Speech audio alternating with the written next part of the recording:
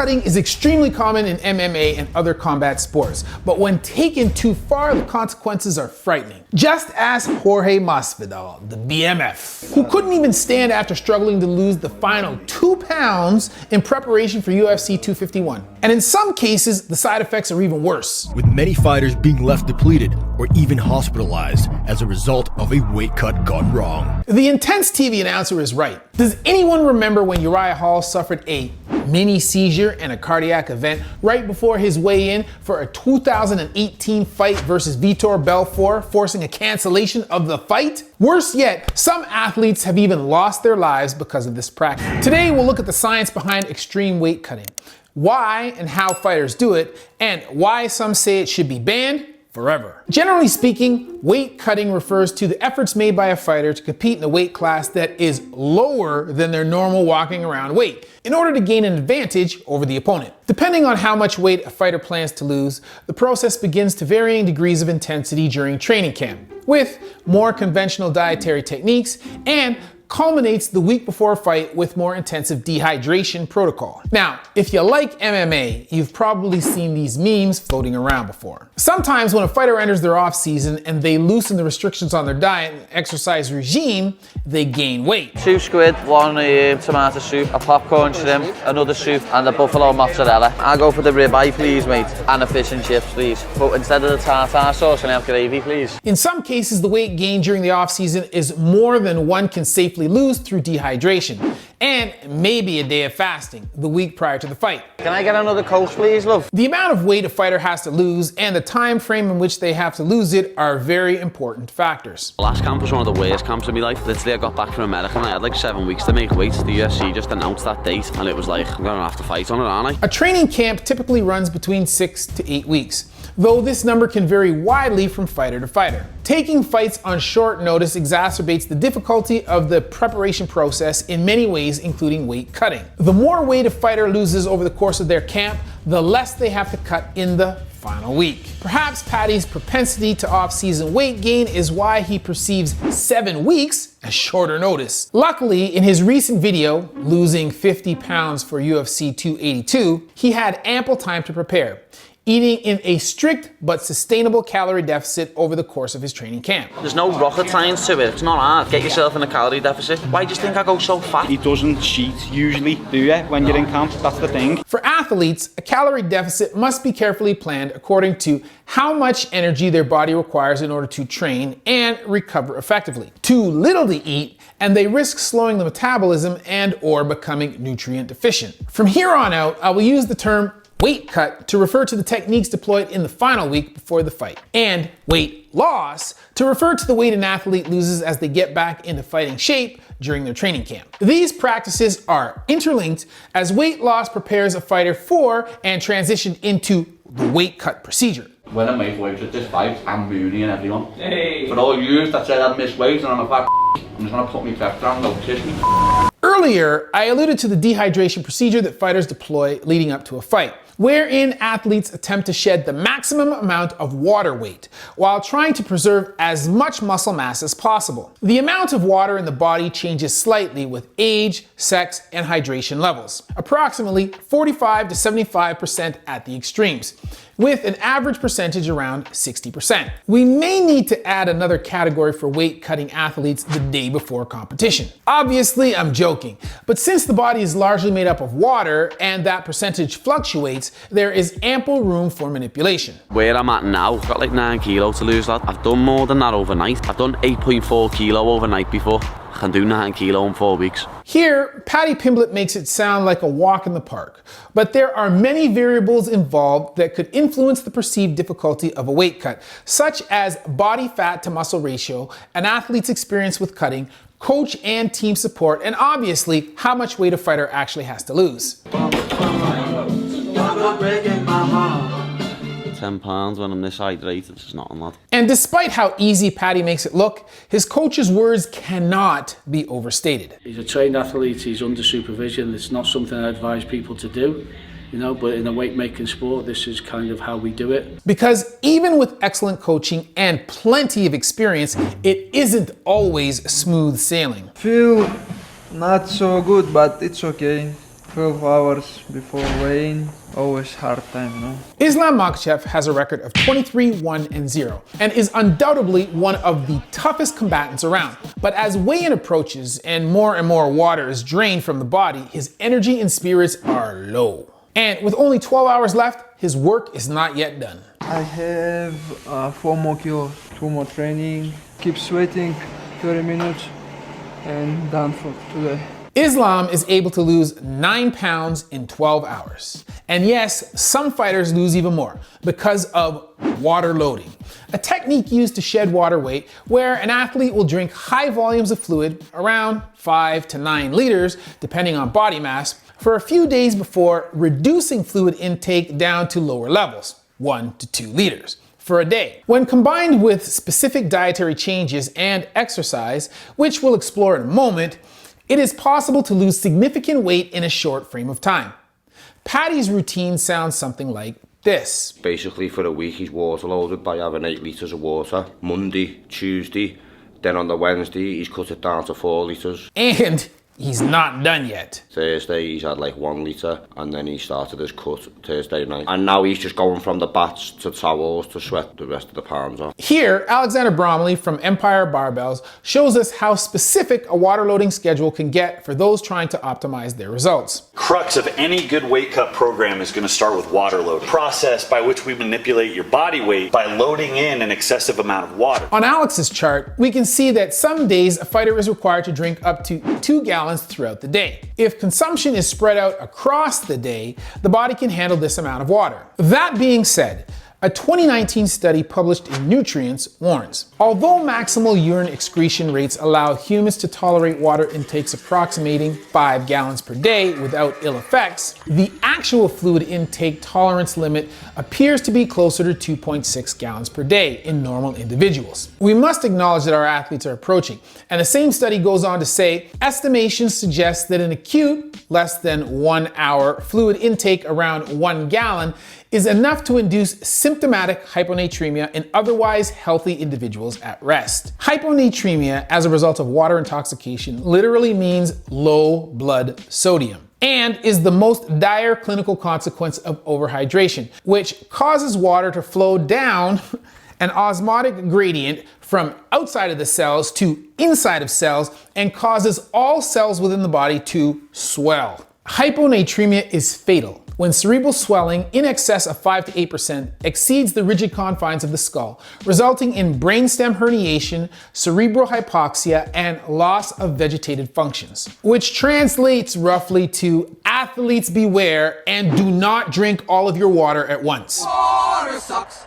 It really, really sucks. Water sucks. It really, really sucks. Now, if we recall Alex's chart, we see that diet is the second foundational component of this technique. When we're at the highest amount of water, we're going to eliminate salt and carbs. That's very important. No salt, no carbohydrate, no sugar. Sodium intake changes the sodium to water concentration ratio that exists outside cell walls, which then our body attempts to maintain by retaining more water. Salt and carbohydrates pull water into your system. Alternatively, some of the carbohydrates we consume are stored in the body in the form of glycogen, whose molecules contain water. And through a strategically timed elimination of these macronutrients 2 nights before the weigh-in, the body is primed to shed the maximum amount of water weight the following day.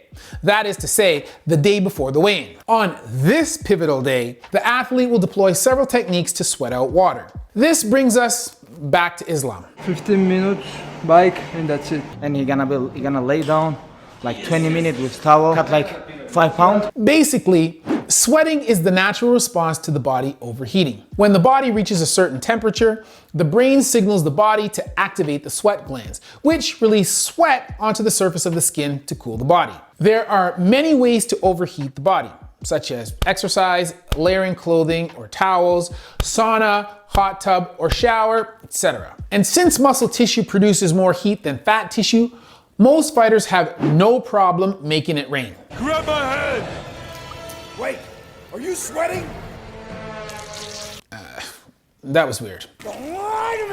Let's get back to the water loading. Fighters grow accustomed to the discomfort of losing several kilograms of water weight in a relatively short span. They deploy many techniques, both active and passive, and luckily for the professional ones, they have the support of a team to help navigate the process successfully. Islam Makhachev.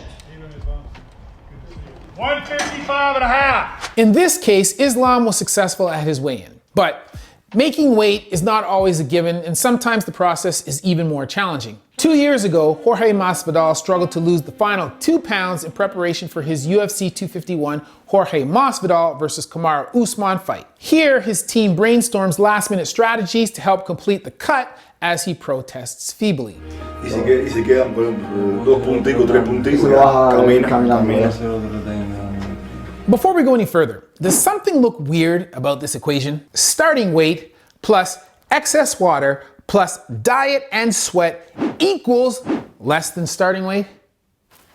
Almost like a magic trick. And though water loading has not been the subject of much peer-reviewed study, we can speculate about the mechanism by which it is so effective. Essentially, our body wants to maintain homeostasis. In order to do this, the kidney constantly filters the blood inside our bodies, cleansing it of toxins and transforming waste into urine. When we consume liquid, it is absorbed in our gastrointestinal tract and enters the bloodstream, increasing overall blood volume and the filtration demand placed upon the kidneys. When we suddenly increase our water intake drastically, the kidneys must ramp up their rate of filtration to meet the increased demand. On the final day, when the fighter stops fluid intake completely, there may be a window where the kidneys continue at a heightened filtration rate. This would contribute to a lower overall blood volume and a lower amount of plasma in the blood, rendering your blood less and less effective. In a way, you're wringing your body out like a sponge. Sounds like it could be problematic. There is a growing list of fighters who have died from this practice, such as 21-year-old Chinese mixed martial artist Yang Jinbing back in 2015. Bing died due to dehydration, and subsequently weight cutting via dehydration was banned in the Singapore-based competition he was in, the One Championship. And when you see the stuff like this, a fighter barely able to make it to the scale, the danger inherent in this practice really starts to sink in. Right here, fight should be canceled. Look at this, my God. The problem with dehydrating yourself so quickly is partially due to the fact that sweat contains electrolytes, and electrolytes affect your heart. Whoa, buddy, hold on a second. Still holding his quarterback, can't even stay on the scale. Oh my goodness. Our body runs on electricity, and our cells use electrolytes to conduct electrical charges, which is how muscles contract. Those same electrical charges facilitate chemical reactions, including those that pertain to hydration and fluid balance, inside and outside of cells. When the body is low on electrolytes, many functions become impaired, manifesting in symptoms such as blood clotting, acid imbalance, fluid dysregulation, and muscle cramps. Acute and/or severe electrolyte imbalances can also manifest with rapidly progressive neurologic symptoms, or seizures. Remember what I said about Uriah Hall in the intro? His injuries should make a little more sense now. I was walking to the elevator, boom, just like that, I collapsed. I was in and out of it, I woke up, people were over me. Now, a seizure is a sudden uncontrolled electrical disturbance in the brain. It can cause changes in your behavior, movements or feelings, and in levels of consciousness. The guy was, I guess, trying to get a needle in me, and they were like, hold his hand, hold his hand. I remember swinging. I don't know what was happening. I wasn't in control of my body. I just started swinging. What the are you injecting me with? What the are you doing? Oh, sedation medication. Oh boy. Funny, but also really not. Please, Uriah, don't haymaker the EMTs. In the hospital, they relate that he's suffered acute kidney failure. And we've already talked about how water loading ramps up the kidney's function. Because your kidney basically flushes everything out. And my kidney was like, well, where's all the stuff to flush? And it pretty much had an acute failure, which is right. And it doesn't stop there. Dehydration also has deleterious effects on the heart. Let's examine the unfortunate case of 18-year-old Muay Thai fighter Jessica Lindsay, who died long before her time due to extreme weight cutting. The Australian was rushed to hospital and placed into an induced coma just moments before a weigh-in for her fight in November 2017. The primary cause of her death was extreme dehydration, as her heart rate increased up to 180 beats per minute. One of the first signs of extreme dehydration is an increased heart rate. If there is a reduced blood volume, but the brain needs a certain amount of oxygenated blood delivered to it via perfusion, bathing an organ or a tissue with a fluid, it pumps that small amount of blood through the circulatory system many times over at an increased rate, working way harder than normal in the process. Like any muscle, the heart is susceptible to exhaustion. And when coupled with an electrolyte deficiency, as mentioned earlier, the increased demand on the heart can lead to abnormal heart rhythms called arrhythmias. These abnormal rhythms are a common cause of sudden cardiac arrest, when the heart suddenly and unexpectedly stops pumping. This is an electrical-based problem and basically a misfiring or a short circuit of the heart. But we're not out of the woods yet.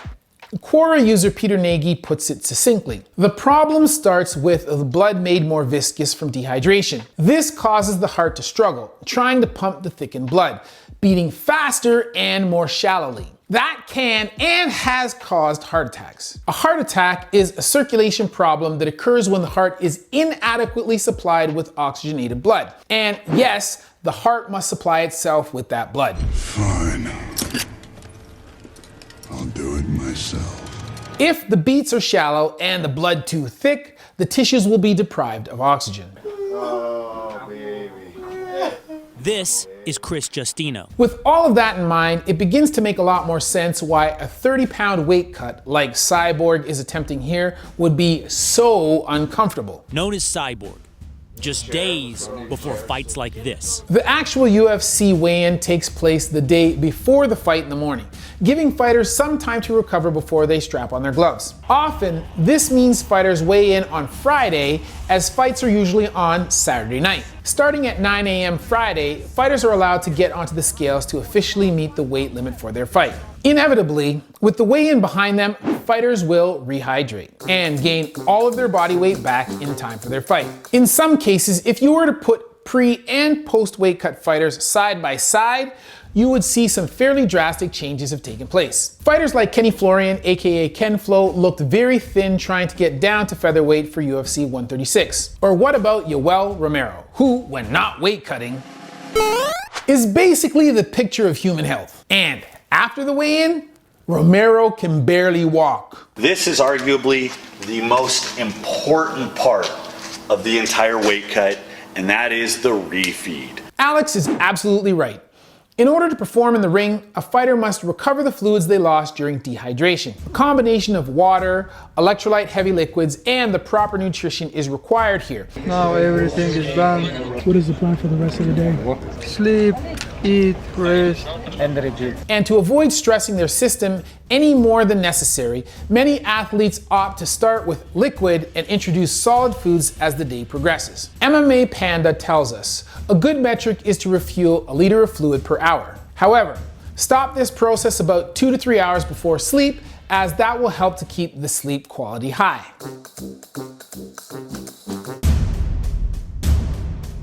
Their advice is sound, as rehydrating after a weight cut must be approached gradually for several reasons. The heart, which is already beating fast to make sure all internal organs are perfused or bathed in blood, cannot sustain a sudden uptake in blood volume or sudden change in blood viscosity. Both of these will affect what is referred to as the preload of the heart, the action of the heart filling with blood, and could overwhelm the vital organ. Fighters also run the risk of water toxicity, as discussed during the water loading phase. Also, if their tissues become waterlogged, fluid can be excreted out of the cells into the lungs, causing pneumonia and impairing breathing function. To drink 30 pounds of water within 24 hours. It's usually uncomfortable no matter how dehydrated you are, but that is the only way you are going to perform come Saturday. Rehydration can be a very challenging process, and in the past, many fighters even relied on IV drips to supplement lost fluids. This practice has since been banned, since it can also be used to flush out traces of performance-enhancing drugs. Are you natural? Are you natural? Are you natural? Are you natural? Are you natural? Now,